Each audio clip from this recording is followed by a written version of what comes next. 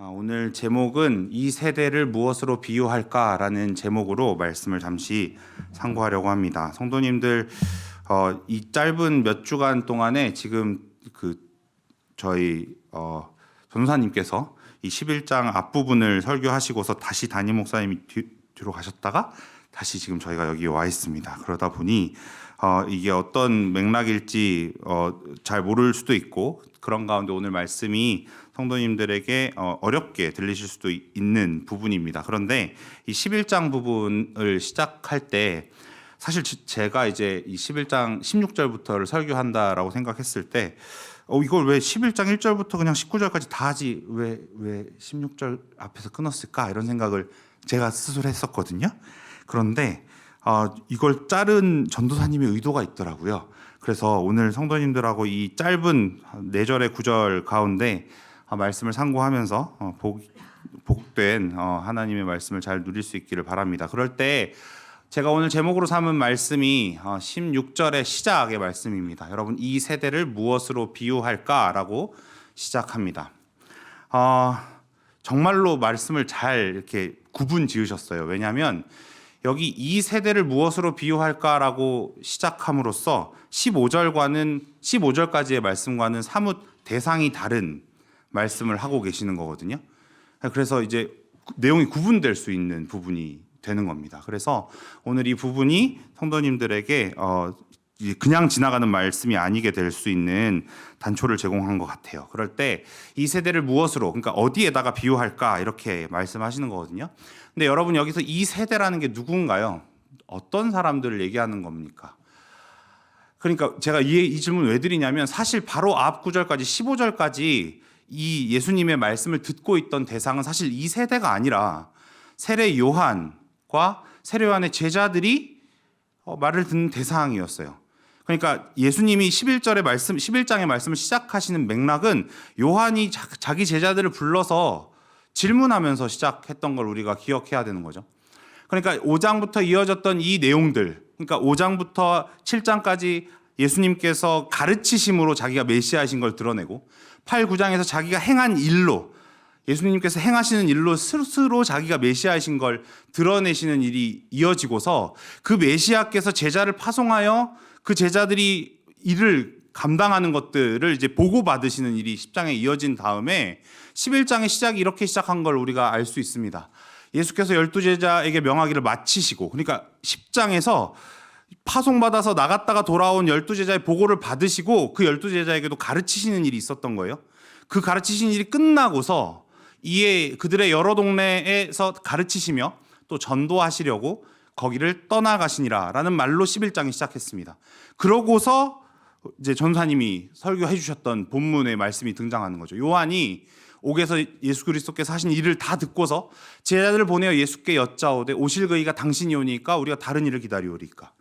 여러분, 기억하실 건 지금 요한이 옥에 갇힌 건 11장에 갑자기 갇힌 게 아닙니다. 제가 좀 이따도 보여드리겠지만 사실 마태복음 4장에 이미 요한은 그때 옥에 갇힙니다. 요한복음이 아니죠. 마태복음 4장에 이미 요한은 옥에 갇혔고, 그 다음부터 예수 그리스도의 가르치심과 행한 일이 이어지고서 여전히 요한이 옥에 있으면서 질문을 제자들을 보내서 하는 겁니다. 그러니까 요한의 맥락도 좀 이해를 하실 필요가 있고 미리 아실 필요가 있다는 거예요. 4장에서부터 갇힌 상태인 거예요. 그런 가운데 이 질문 던진 거죠. 오실 그이가 당신이 오니까 우리가 다른 일을 기다려오리까. 이 질문에 예수님이 뭐라고 대답하셨는지 우리 잘 알고 있습니다. 그러니까 이사야의 말씀과 비견할 만한 일들이 일어나고 있다. 세례 요한도 질문하고 있는 이 질문 앞에 예수님께서 이어지는 구절에서 계속적으로 말씀하시면서 맹인이 보며 못 걷는 사람이 걸으며 하면서 쭉 나오는, 그래서 결국은 가난한 자에게 복음이 전파된다 하라라는 말씀이 이어지고서 6절 말씀에 이렇게 이어지는 거죠. 그러니까 예수 그리스도로 말미암은 메시아의 사역이 일어나고 있는데, 누구든지 이 메시아 나로 말미암아 실족하지 아니하는 자는 복이 있다라고 말씀하시는 겁니다. 요한에게 그렇게 말씀하시는 거예요. 그런데 우리가 기억해야 될 게 있는 거죠. 요한은 분명히 다른 사람들과는, 그 당시에 다른 사람들과는 다른 자였잖아요. 메시아의 올 길을 기억하고 또 그 가운데 그 길을 예비하는 자였지 않습니까? 그런 자도 질문하고 있는 거고, 그런 질문에 예수님께서는 이렇게 대답하시는 겁니다. 네가 바라보고 있는 내가 메시아가 맞다라고 대답하시는 거죠. 그런 가운데 예수님의 평가가 이어집니다. 내가 진실로 너에게 말하는 여자가 낳은 자 중에 세례 요한보다 더 큰 이가 일어남이 없도다. 여기 이 11절의 구절은 세례 요한에 대한 양면적 평가가 주어지는 부분입니다, 여러분. 세례 요한보다 큰 이가 일어남이 여자가 낳은 자 중에 없다라는 전반부와 그러나 천국에서는 극히 작은 자라도 그보다 크다라는 두 양면적 평가를 세례 요한에게 하시는 예수님을 만나는 거죠. 전반부는 이러합니다. 세례 요한은 율법과 선지자라고 대변할 수 있는 옛 시대의 끝, 그 중에서도 가장 위대한 선지자라고 이야기할 수 있다라는 게 전반부의 평가인 겁니다. 그러니까 그걸 끝내버리는, 옛 시대를 끝내는 자로서의 세례 요한을 이야기하시는 거죠. 그런 가운데 새 시대의 주인공을 맞아들이는 예비자, 그래서 뒷구절에 보면 엘리야라고도 얘기하시는 그 예비자로서 선지자 이상의 존재로 세례 요한을 평가해 주십니다. 그런데 하반부는 또한 이러합니다. 장차 올 완전한 것을 그럼에도 불구하고 희미하게 예언하는 자의 한계 역시 가지고 있는 자가 세례 요한이라고 말씀하시는 거예요. 천국에서는 극히 작은 자라도 그보다 크니라. 저와 여러분들이라고 해도 세례 요한보다 크다고 말씀하시는 겁니다. 그러니까 이게 지금 이 양면적 측면을 다 가지고 있는 게 세례 요한이라는 걸 우리가 보게 되는 거예요. 그런 세례 요한의 어떠함을 우리가 상기해 볼 수 있는 게, 예수님이 그걸 다 기억하신 채로 사역을 시작하셨다는 걸 알 수 있는 게 마태복음 4장입니다. 예수께서 요한이 잡혔음을 들으시고 갈릴리로 올라가셨다가 거기서 나사렛을 떠나사 가버나움에 가서 이르셨다. 거기서 사셨다라고 이야기하면서 이때로부터 예수께서 비로소 전파하여 이르시되 회개하라 천국이 가까이 왔느니라 하시니라 라고 되어 있어요. 그러니까 요한과 구분되어지는 예수 그리스도의 복음을 지금 이야기하는 겁니다. 그런데 성도님들께 질문 하나 하죠. 마태복음 4장 17절에 나오는 예수님의 말씀이 뭐였습니까? 회개하라 천국이 가까이 왔느니라 였습니다. 세례 요한은 뭐라고 복음을 전했나요? 똑같았습니다. 회개하라 천국이 가까이 왔느니라. 표면적으로 보면 똑같은 말을 하고 있는 거예요. 그런데 세례 요한이 전파하였던 것과 예수 그리스도의 이 복음이, 그러니까 세례 요한의 외침과 그리스도의 외침 사이에는 그 무엇으로도 이을 수가 없는 거대한 차이, 거리, 그게 있었다라는 걸 상기할 수 있는 부분인 겁니다. 표면적으로는 같은 복음을 전하고 있습니다. 그런데 분명히 다르다는 거예요. 똑같은 말씀을 전하고 있는데 같은 메시지인데 전혀 다른 거죠. 그래서 이 부분이 어떻게 달라지는지를 마치 우리가 시간 안에서도 알고 있는 양, 저와 여러분들은 시간을 둘로 나누어서 생각하고 있습니다. BC와 AD로요. 비포 크라이스트, 아노 도미니로 나눠서 생각하고 있잖아요. 역사적으로도 예수 그리스도로 말미암아서 갈렸다라는 걸 너무나도 명백하게 우리가 알고 있는 거죠. 그리고 요한은 비포 크라이스트의 마지막 선지자라는 걸 알게 되는 겁니다. 같은 메시지지만 분명히 달랐어요. 왜 달랐을까요? 요한은 뭘 몰랐죠? 예수 그리스도는 아셨고 예수 그리스도는 실로 이루신 걸 요한은 못 봤습니다. 뭐죠? 십자가에 달리신 것과 부활하시는 것과 승천하신 것, 그리고 그 이후에 누굴 보내시죠? 성령 하나님을 보내시는 일. 그래서 저와 여러분 안에 성령이 내주하셔서 어떤 일을 하나님 자녀에게 베푸실 수 있는지를 보이신 그 일을 요한은 내다볼 뿐이었습니다. 바라볼 수밖에 없는 자였어요. 경험하지는 못한 자였던 거죠. 그 한계를 요한이 가지고 있었다라는 걸 예수 그리스도께서 보이시는 겁니다. 그래서 그걸 마치 아시기라도 한 듯이 엘리야가 오리라고 하는 엘리야가 이 세례 요한일 거다라고 말씀하시고서 마지막 말씀 이렇게 끝났던 걸 우리 기억합니다. 귀 있는 자는 들을지어다. 이 귀 있는 자는 들을지어다의 내용이, 말씀의 의미가 뭐겠습니까? 성령께서 듣게 해주시는 은혜 없이는 세례 요한이 당면하고 세례 요한의 위치를 이해할 수도 없고 나의 위치도 이해할 수 없다라고 말씀하시는 거예요. 그래서 귀 있는 자는 들을지어다라고 말씀하시면서 세례 요한과 그가 보낸 제자들에게 어떤 대답을 하셔야 될지를 일단락 지으신 예수님을 우리가 만나는 겁니다. 그리고 여기에 바로 오늘 본문이 이어집니다. 대상이 완전히 달라진 걸 저와 여러분들이 기억해야 합니다. 그 전까지는 세례 요한과 그의 제자들을 향한 거였다면 오늘 본문에서는 이 세대를 가리켜서 비유로 말씀하시고 이 세대를 평가하시는 예수 그리스도를 만나는 겁니다. 여러분, 이 세대, 근데 이 세대 안에 요한도 있잖아요. 이 양면적인 측면을 기억하셔야 되는 겁니다. 요한과 그 제자들의 태도를 옛시대의 한계로 분명히 설명하셨어요. 그런데 이 세대의 불신앙을 지금부터 책망하시려고 하는 겁니다. 뭔가 자세가 다른 거 아닙니까? 부당한 건 아닌가요? 그렇게 생각할 수 있잖아요. 물론 세례 요한은 불신자는 아니라고 이야기하자면 이 구분됨은 너무나도 명백합니다. 그런데 정황적으로는 같은 정황에 있는 거잖아요. 옛시대의 끄트머리에 있는 것을 이야기하자면 지금 노란 글씨로 얘기한 요한과 그의 제자들이나 이 세대는 같은 자들인 겁니다. 그런데 이 분류를 주께서 우리에게 알게 하시려고 로마서 1장 18절 이하의 말씀을 우리에게 주셨습니다. 여러분 보시면 하나님의 진노가 불의로 진리를 막는 사람들의 모든 경건하지 않음과 불의에 대하여 하늘로부터 나타나나니 이는 하나님을 알만한 것이 그들 속에 보임이라. 하나님께서 이를 그들에게 보이셨느니라. 창세로부터 그의 보이지 아니하는 것들 곧 그의 영원하신 능력과 신성이 그의 만드신 만물에 분명히 보여 알려졌나니 마지막이요. 그러므로 그들이 핑계하지 못할지니라. 분명히 하나님의 계시, 그 분명함은 명백합니다. 비록 요한도 세례 요한이라 할지라도 한계 있는 본인의 정황 안에서 그 계시를 받았을지 몰라도 그렇다고 해도 주어진 계시는 명백하다는 걸 로마서는 우리에게 알려줍니다. 비록 요한이 한계 있게 받아들였다고 해도 말입니다. 그런데 요한은 그러했지만 같은 세대였던 나머지 이 세대라고 불려지는 자들은 어떠했나요? 로마서의 남부분이 이렇게 이야기합니다. 하나님을 알되 하나님을 영화롭게도 아니하며 감사하지도 아니하고 오히려 그 생각이 허망하여지며 미련한 마음이 어두워졌나니 스스로 지혜 있다 하나 어리석게 되어 썩어지지 아니하는 하나님의 영광을 썩어질 사람과 새와 짐승과 기어다니는 동물 모양 우상으로 바꾸었느니라. 인간의 무지와 무능, 계시의 명백함과 너무나도 상반되는 인간의 무지와 무능을 구별해서 바울이 전달해 줍니다.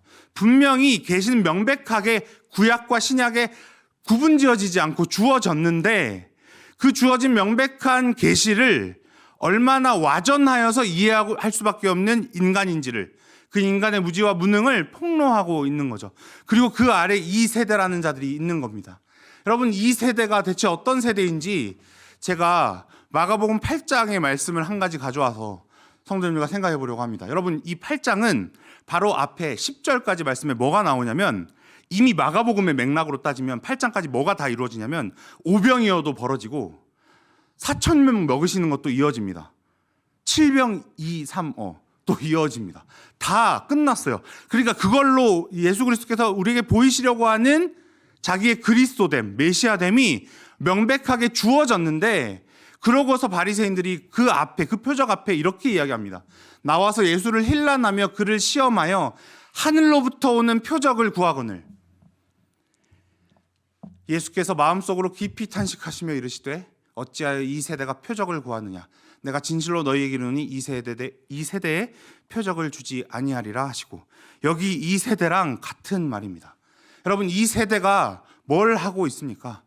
다른 것이 아니라 하늘로 오는 표적을 구합니다. 방금 말씀드린 대로 표적은 이미 주어졌는데 그 표적 말고 자기들이 원하는 표적을 내놓으라고 하는 겁니다. 회개하며 신앙할 것에 대해서 회개할 것, 그리고 신앙할 것에 대해서 마음을 닫아버리는 세대를 이야기하는 겁니다. 회개도 안 하고 오신 메시아를 믿지도 않는 그 세대를 가리켜 이 세대라고 말씀하시는 예수 그리스도를 만나는 거죠. 근데 그 세대 앞에, 그 예수 그리스도 앞에 그들이 얘기한 건 하늘로부터 오는 표적이었어요. 여러분, 이 하늘로부터 오는 표적을 생각하면 제가 이제 오늘 말씀을 준비하면서 살폈던 어떤 주석에 이런 글이 나와 있더라고요. 여러분, 사랑을 표시하는 징표는 있을 수 있지만 사랑에 대한 증명은 없습니다. 지금 바리새인들이 예수님께 구하는 건 표징이 아니라 증명을 해내라는 겁니다. 신앙할 만한 자인지를 증명해내라고 얘기하는 거예요. 다른 말로 사랑할 만한 존재인지 당신이 그걸 증명해내라고 이야기하는 건데, 여러분 생각해보면 사랑에도 신앙에도 증표는 있을 수 있습니다. 그런데 증명은 없습니다. 증명해내는 방식은 일어나지 않습니다. 사랑도 신앙도 투신하여서, 서로가 서로에게 투신하여서 그 사랑과 신앙을 알게 되는 거지, 신앙할 만한 잘하는 걸 알게 되는 거지, 증명 방정식 같은 게 따로 있어서 증명을 따라가 보니 신앙할 만한 자이다 라는 식으로 나아가는 건 없습니다. 지금 그걸 요구하고 있는 바리새인을 우리가 마주합니다. 그리고 이 세대를 가리켜서 오늘 본문으로 와보시면 이 세대를 무엇으로 비유할까라고 이야기하시며 비유를 예수님께서 베푸십니다. 아이들이 장터에 앉아 하고 나오는 이 구절 말입니다. 여러분 이거 보시면 이제 쉽게 이렇게들 이해하세요. 피리 부는 건 예수님, 슬피 우는 건 세례 요한. 그죠? 이거 그냥 단순히 읽고 넘어가시면 피리 부는 건 예수님이고 슬피 우는 건 세례 요한이에요. 그러니까 뭔가 세례 요한이 슬픈 회개의 메시지를 전하였는데 그걸 받지 않았다. 그리고 예수 그리스도께서 기쁜 복음의 소식을 전하였는데 그걸 받지 않았다라고 읽고 넘어가기 일쑤입니다. 그런데 여러분 다시 한번 말씀을 잘 읽어보십시오. 그러면 여기 나오는 우리는 이 세대 사람들입니다. 그러니까 피리 입은 우리, 그리고 슬피 우는 우리가 따로 있는 게 아니라 이 우리는 한 존재예요. 그리고 이 우리에다가 예수 그리스도는 누구를 넣으시는 거냐면 이 세대 사람들을 넣는 겁니다. 그럼 그러고서 다시 읽어보시죠. 그럼 이 얘기는 지금 대체 무슨 얘기를 하는 걸까요? 이 얘기는 무슨 얘기 하는 거냐면 자기 소견에 옳은 대로, 아까 전에 얘기했던 하늘로부터 오는 표적 말고는 받을 생각이 없는 자들, 그거 얘기하는 겁니다. 자기가 기대하는 표적 말고는 받을 생각이 없는 자들, 그게 어떤 것이든지 간에, 회개의 세례이든 간에, 기쁜 복음의 메시지, 복음이라 불릴 만한 기쁜 메시지든지 간에, 그 무엇이든 간에 자기가 원하는 게 아니라면 받을 준비가 안 돼 있는 자들, 그 자들을 가리켜 지금 여기 나오는 우리, 어린 아이에 빗대어서 예수 그리스도께서 이 세대에 비유하고 계시는 걸 우리가 알게 되는 겁니다. 그래서 뒤이어지는 말씀이 이렇게 주어집니다. 요한이 와서 먹지도 않고 마시지도 아니하며 그들이 말하기를 귀신이 들렸다 하더니 인자는 와서 먹고 마시며 말하기를 보라 먹기를 탐하고 포도주를 즐기는 사람이요 세리와 죄인의 친구라 하니 지혜는 그 행한 일로 인하여 옳다함을 얻느니라.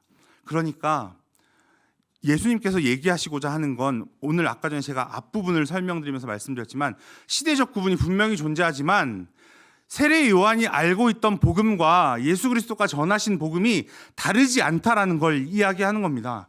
그리고 그 다르지 않은 복음을 어찌 되었든 간에 자기의 소견에 옳지 않다, 자기가 원하는 하늘로부터 오는 표적이 아니니 받지 않겠다라고 이야기하는 자들이 이 세대다라고 말씀하시는 예수 그리스도의 말씀인 겁니다. 그런데 이 말씀의 마지막이 사실 오늘 이 말씀을 준비하면서 제 눈을 사로잡았습니다. 여러분, 난해 구절이더라고요. 지혜는 그 행한 일로 인하여 옳다함을 얻느니라. 여러분 이거 어떻게 읽고 넘어가실 건가요? 그러니까 지혜라고 할 만한 것, 이거 뭐 지혜서에 나오는 잠언 같이 읽고 넘어가실 건가요? 물론 잠언도 그렇게 읽으면 안 되지만 이 말씀을 잠언, 세상에 존재하는 어떤 솔로몬의 잠언 뭐 이런 것처럼 읽고 넘어가실 건가요? 지혜라는 건 행한 일이 있어야지 지혜다운 거야 라고 이야기하는 어떤 맥락으로 이 구절을 따로 떼서 읽고 넘어가실 겁니까? 지금 예수님이 지금 그런 말씀하시려고 이 말씀 마지막에 이거 넣어 놓으신 걸까요? 그게 아니랄 건 너무나도, 지금 이 19절 바로 앞까지를 생각해 보면 너무나도 자명합니다. 지금 예수님 뭘 말씀하고 싶으신 거겠습니까? 여러분 지혜라는 단어를 생각하실 때 잠언 8장을 꼭 기억하시기 바랍니다. 잠언 8장에 가서 보시면 지혜는 인격화되어 있습니다. 그리고 우리가 알고 있는 대로 잠언 8장에 따르면 지혜는 예수 그리스도입니다. 다른 분이 아니라 예수 그리스도를 말하는 인격적 존재를 이야기하는 겁니다. 그리고 그 지혜는 행한 일로 인하여 옳다함을 얻느니라라는 이 말씀은, 그러니까 지금 이 앞 구절에 나와 있는 세대는 이러한데, 세대는 자기 소견에 옳은 대로 하늘로부터 오는 표적이라 할 만한 게 아니면 받을 준비가 안 돼 있는 채로 있지만, 나는 내 행한 바로, 제가 방금 말씀드린 대로 예수 그리스도께서 오셔서 이루신 그 모든 일로, 죽으시고 부활하시고 승천하사 지금 우리를 성령으로 다스리고 계신 그 모든 일로 옳다함을 얻겠다라고 말씀하시는 구절인 겁니다. 지금 지혜는 그 행한 일로 옳다함을 얻느니라는 말은 그렇게 읽어야 되는 구절이에요. 예수 그리스도께서 자기 행한 바로, 자기의 순전함으로, 자기의 순종으로 그 옳다함을 취하셔서 우리에게 전가하시겠다고 말씀하시는 겁니다. 그 말씀을 지금 여기에 넣어 놓으신 거예요. 그런데 여러분 기억하실 건, 오늘 이 말씀 마지막 구절에 각주가 달려있는 성경을 가지고 계신 아주 바람직한 분들도 있으실 거예요. 성경이 좋은 성경이면 각주가 막 달려있거든요. 그런데 거기 보면 행한 일하고 각주가 따로 달려있는 성경이 있습니다. 뭐라고 되어 있나요? 어떤 사본의 자녀들이라고 되어 있습니다. 이거 이제 갑자기 이제 이해가 어떻게 될지 몰라요. 그러니까 오늘 잘 기억하세요. 이 한 구절을 여기서는 그 지혜는 그 행한 일로 인하여 옳다함을 얻느니라라고 돼 있고, 여러분들 제가 좀 이따 보여드리겠지만 병행 구절인 누가복음 7장 35절에 가보면 지혜는 그 자녀들의 행한 일로 옳다함을 얻느니라라고 돼 있습니다. 그 자녀로 옳다함을 얻느니라라고 돼 있어요. 그러니까 이걸 어떻게 읽어야 될까요? 뭔가가 오탈까요? 근데 왜 그걸 남겨두셨을까요? 여러 가지 생각을 할 수 있습니다. 그리고 막 이거 읽다 보면 그리스어로는 행한 일이 톤 에르곤이고요. 그 자녀들은 톤 테크논이에요. 비슷해요. 비슷해 보이니까 비슷해 보여서 어쩌다가 누가가 잘못 적었나 보다 이렇게 얘기하고 넘어갈 수 있는 구절일지 모릅니다. 근데 이 중의적인 의미를 따로 누가복음과 마태복음에 따로 적어 놓으신 이유가 있어요. 그걸 저와 여러분들이 생각하고 넘어가고자 합니다. 그럴 때 이 지혜가 그 행한 일로 인하여 옳다함을 얻느니라를 마태복음 구절대로 이해하고 넘어가자면 이건 지금 예수 그리스도의 일하심이지 않습니까? 그리고 지혜는 하나님의 지혜, 예수 그리스도를 얘기하는 거잖아요. 그래서 그 지혜에 관해서 고린도전서에 이렇게 이야기합니다. 그러나 우리가 온전한 자들 중에서는 지혜를 말하되 이는 이 세상의 지혜가 아니요 또 이 세상에서 없어질 통치자들의 지혜도 아니요 오직 은밀한 가운데 있는 하나님의 지혜를 말하는 것으로서 곧 감추어졌던 것인데 하나님이 우리의 영광을 위하여 만세전에 미리 정하시는 것이라. 그리고 조금 더 앞에 고린도서 1장에는 이렇게 돼 있죠.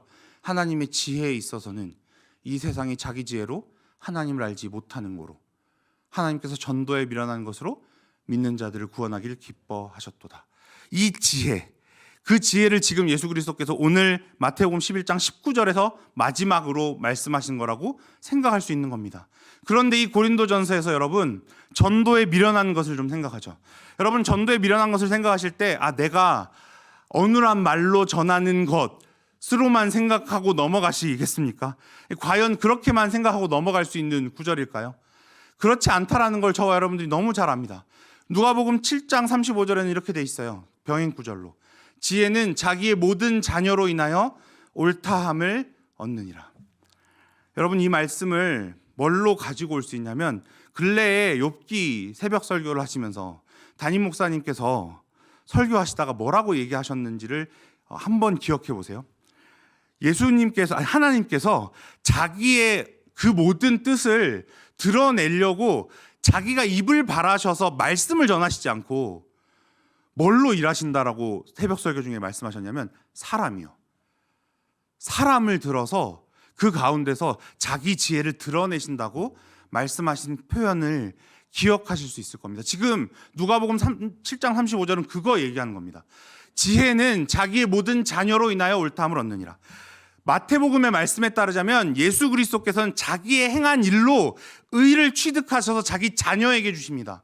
누가복음의 말씀대로 하자면 그 의를 받은 자녀로 인하여 지혜는 옳다함을 얻습니다. 지금 그 말하는 겁니다. 그 의를 전가받은 자기 자녀들이 행하는 바로 인하여서 예수 그리스도께서는 다시금 옳다함을 얻게 되시는 겁니다. 그럴 때 여러분들과 제가 생각해야 될 게 욥의 고난인 겁니다. 여러분 욥의 고난은 저와 여러분들의 고난에 다를 바 아닙니다. 똑같은 고난인 겁니다. 그래서 욥의 고난, 욥의 인내를 야고보서가 이렇게 가져옵니다.